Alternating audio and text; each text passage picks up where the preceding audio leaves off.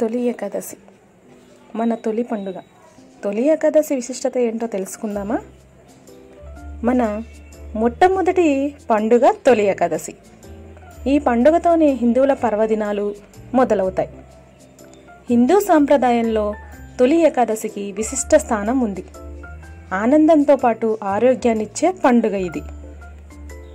హిందువుల తొలి పండుగ తొలి ఏకాదశి. ఈ పర్వదినం రోజు మన పండుగలు మొదలవుతాయి. వరుసగా వినాయక చవితి, దసరా, దీపావళి, సంక్రాంతి పండుగలు వస్తాయి.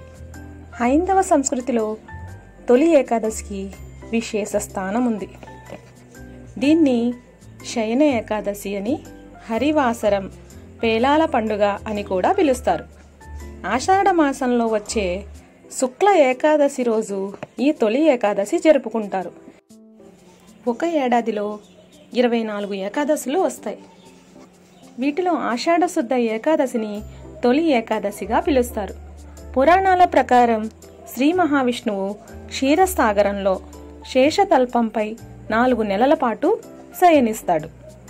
అక్టోబర్ నెల, నవంబర్ నెలల్లో వచ్చే ప్రబోధిని ఏకాదశి ఆయన తిరిగి మేల్కొంటారు. ఈ 4 నెలల్ని చాతుర్మాసాలుగా వ్యవహరిస్తారు. తొలి ఏకాదశి నుండి 4 నెలల పాటు చాతుర్మాస దీక్షను ఆచరిస్తారు. ఈ 4 నెలలు స్వామివారు పాతాళ లోకంలో బలిచక్రవర్తి వద్ద ఉండి కార్తీక పౌర్ణమి నాడు తిరిగి వస్తాడని పురాణ గాథ ఒకటి ప్రాచుర్యంలో ఉంది. ఉత్తరాయణంలో కంటే దక్షిణాయనంలో పర్వదినాలు ఎక్కువగా వస్తాయి.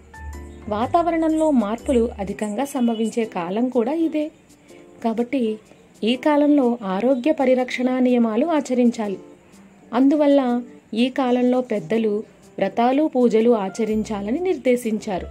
అంటే తొలి ఏకాదశి ఉపవాస దీక్ష ఆరోగ్యపరంగానూ మనకు మేలు చేస్తుందన్నమాట. ఏకాదశి తిథి. కృతయుగంలో మురాసురుడనే రాక్షసుడు బ్రహ్మవరంతో దేవతలను, ఋషులను హింసించాడని మరో కథ ప్రాచుర్యంలో ఉంది.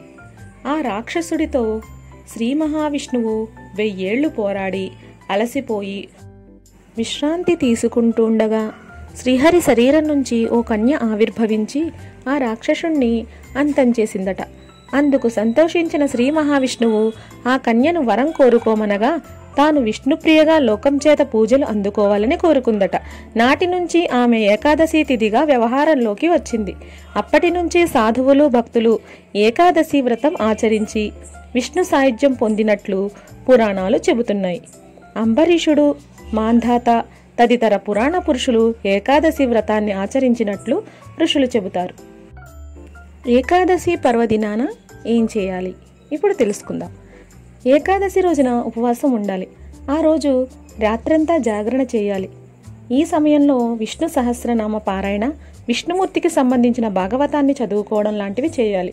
మరుసటి రోజైన ద్వాదశి నాడు సమీపంలోని దేవాలయాలను దర్శించి ఉపవాస దీక్షను విరమించాలి. తొలి ఏకాదశి రోజున ఆవులను పూజిస్తే విశేష ఫలితాలు కలుగుతాయని చెబుతారు. ఇప్పుడు పేలాల పిండి వెనుక ఆరోగ్య రహస్యం ఏమిటో చూద్దాం. తొలి ఏకాదశి నాడు పేలాల పిండిని తప్పక తినాలని పెద్దలు చెబుతారు. పేలాలు పితృదేవతలకు ఎంతో ఇష్టమైనవి. అంతేకాకుండా మనకు జన్మనిచ్చిన పూర్వీకులను పండుగ రోజున గుర్తు చేసుకోవడం మన బాధ్యత.